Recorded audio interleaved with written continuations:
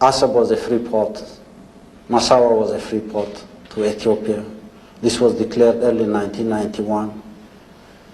We believe this port should be free not only for Ethiopia, for everybody else who wants to use them. That's our policy.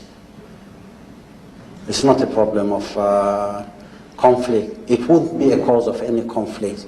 Any sensible person who believes that there is a country landlocked and one has gotten access to the sea, why should the complementarity of the interests of both countries demand or dictate the free use of these ports?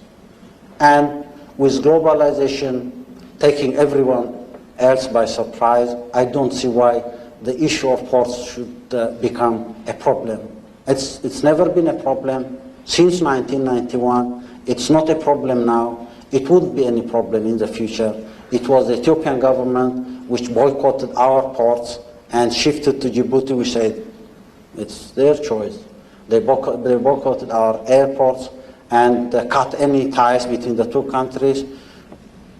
It was not our choice, but it was dictated upon us and we had to accept it. They closed the borders earlier, 1997, with the assumption that trade liberalization between the two countries is not to the benefit of Ethiopia. Despite the fact that we disagreed, we accepted this conditionality. When they were putting police and militias across the border to control trade between the two countries, we were against the idea of controlling trade between the two countries.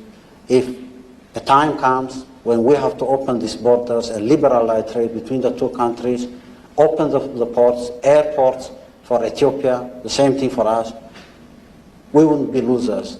Neither would the Ethiopian people be losers in this circumstance. And we know what we are doing, we know where we are going, and we would be sensible enough to say that these ports don't have any meaning as far as Eritrea allowing Ethiopia is concerned. It would serve the long-term purpose of economic integration in the area. It would bring the two peoples together and closer.